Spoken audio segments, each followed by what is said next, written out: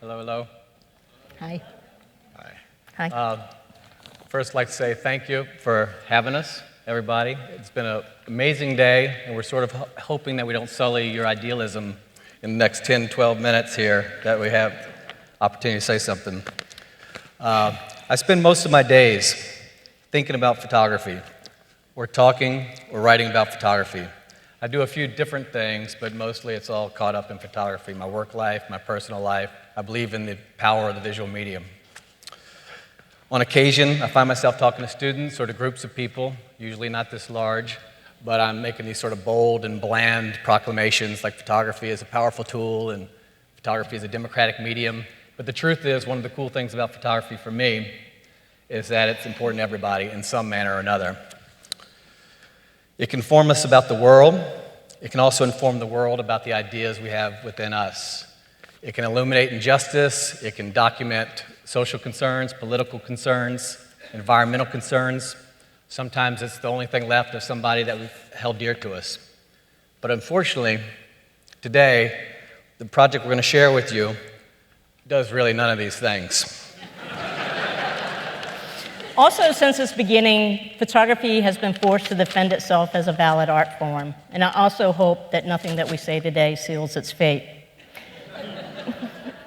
Y'all are great. I met Gordon 8-ish years ago. I was working at a commercial portrait studio, and he came in and he needed a picture, a headshot.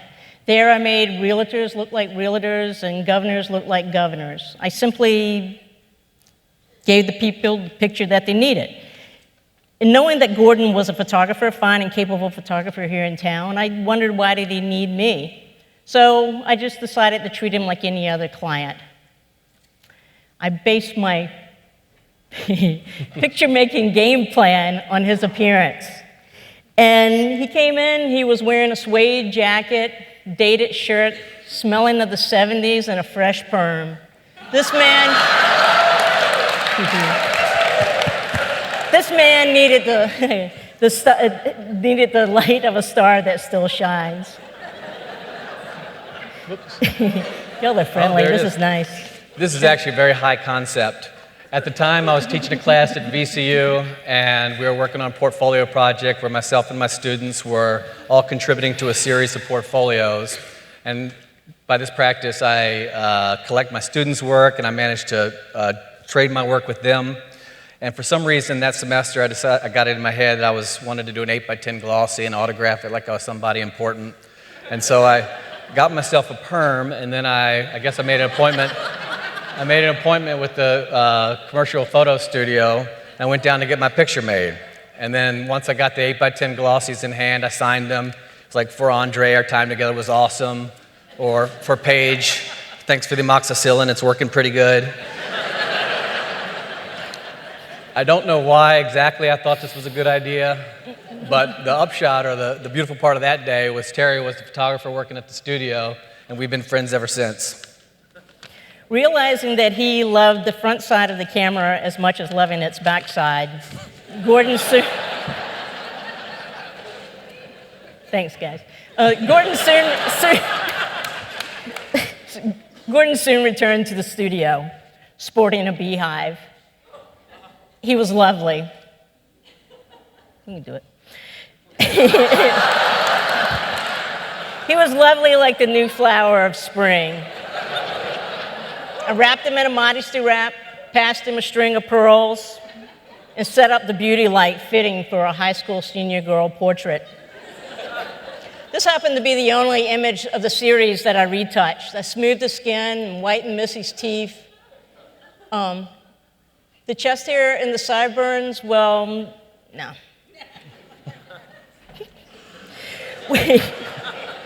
We progressed just like that, taking one dumb little silly idea and just doing another one. And we didn't know what we were doing. We honestly didn't know what we were doing, but we were not discouraged by that idea of dumb, simple, little, silly ideas. I remember once being told by an art hero that dumb ideas actually make good art sometimes. And so we took that slogan to heart and kept making pictures. Now, portraiture can be about memory, It's actually almost always about memory, I feel, practically. But it could also be about vanity or ego or legacy.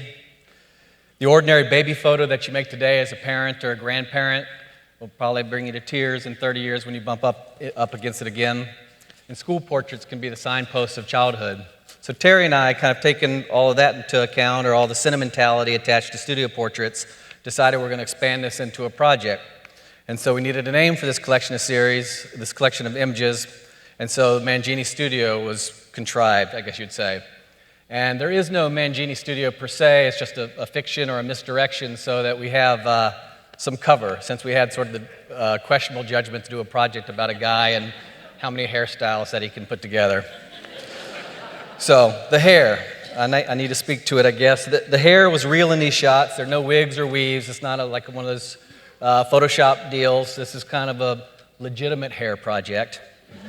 Unlike all those illegitimate. You could pull it. And so we set about seeing how plastic one guy can be just by changing his hairstyles. Challenge for Terry was to keep bringing real energy, because after we realized the vast array of possible hairstyles, we knew that maybe we were going to be at this for a long time. There's the bowl cut,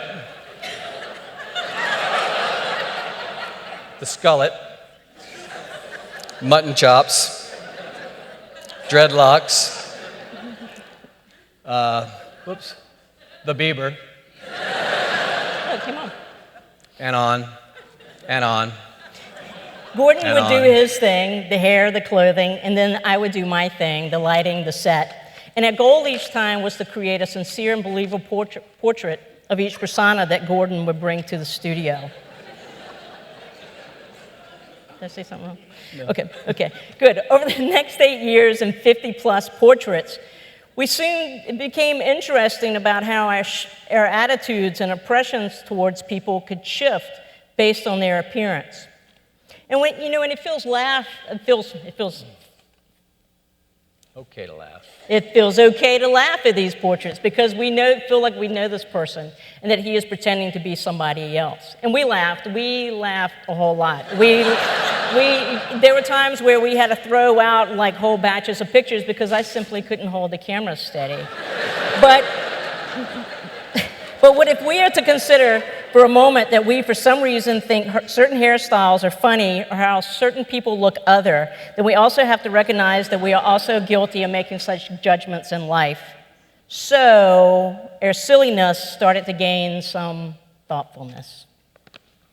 And we kept doing this, essentially because nobody ever really tried to stop us. I kept signing some of the newer photographs. We got the politician, which I sent out with a letter, or we sent out sort of to random folks with a letter detailing my poor judgment and some of my misdeeds, an apology letter of sorts. There's the wrestler, aka Gringo Star, and we sent him out with a fan letter that had some of my interests and my hobbies attached to it. And so it was a little bit like performance art. I had to kind of live with this work. And there was a meeting I had to go to, and I was wearing a mohawk. For a few days, I essentially looked just like my mother.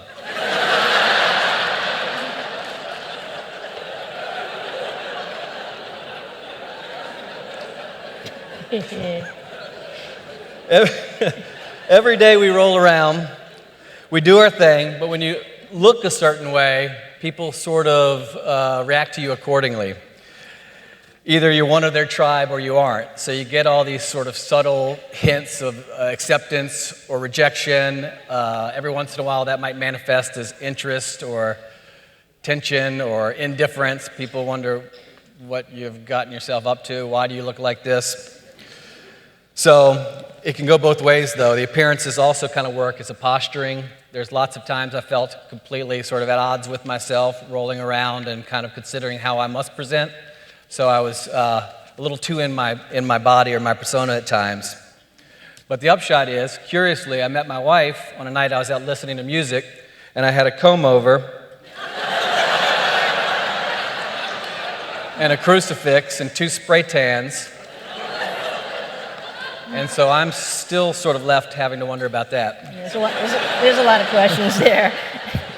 But I am proud of each one of these portraits. I like to think that individually they are nice pictures of this man. But when they're seen individually, they are accepted to the point of almost being overlooked.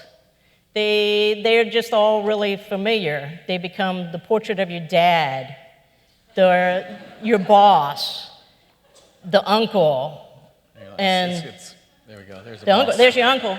That's the boss. And there's the There's boss. your uncle. There's the boss. Or they can flip. Who's your uncle? They can flip. And then there's somebody's aunt. So, but when viewed together, connections are made and questioned. What is going on here? And I have my office and studio down the street at Candela Gallery. This is the photography gallery here in town.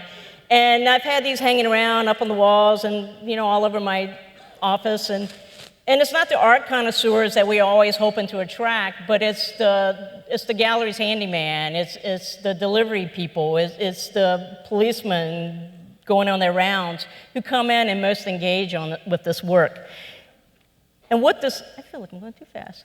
And what this means, I really don't know. But what we'd like to think is that this work sort of serves as a gateway drug to art. And it's a good idea. And hopefully we're managing to get a few more people to pay attention to imagery, not just for its potential to show beauty. And I'd like to think, I have to read this too, that with the recognition of the persona similarities, there's also that connection that there is a little bit of all of us in all of us. Look at there. I'm going to rest on that. You're not out of here just yet. One more bit. I've always been fascinated by appearances. I think one of the reasons some people might nurse a certain look for longer periods of time is it might imply stability. You know what you're getting. People know where you stand. And that's when the new haircut becomes a big deal. It can mark a transition, or it could be an announcement, hey, I'm getting a divorce. Or, hey, I've lost 10 pounds. So whatever the reason, whatever your motivation, every once in a while you feel that mortal pull to go to a studio and record for posterity's sake that new look, or your current look sometimes. So you'll pick a shirt or two, you'll head to a photo studio, and then you'll place your trust in someone that probably looks rather like Terry Brown. And that someone may not always be as empathic and insightful as Terry, but off to the studio you go, looking good you feel, and there's something about that perfectly coiffed, awkwardly lit, artificially lit, that sort of contorted pose, and it turns it into like an instant sentimental artifact. These are us, but they're not really us. They're sort of idealized visions. And I don't know why, but those old pictures are usually endearing, even as they embarrass us. Weirdly, I don't think of most of these pictures as pictures of me at all. There have been times in the past 8 years where I passed a mirror and thought, oh yeah, dreadlocks, or oh yeah, that's how I look. I surprise myself because I just forget. I don't really have a look anymore, it feels like. So it's a relief to be getting out of the hair celebrity game and sort of returning to a civilian lifestyle. So the possible morals of the story or of this collaboration might be Terry Brown can make pretty much anybody look good. Yeah, thank you. Yeah. I give it to you. Or from small ideas, you actually might find that you can work out large projects or actually get somewhere just by sorting it out and keeping working. Or that my wife may have curious taste in men. Or perhaps not everything in life needs to be world-altering. Thank you. Thank you.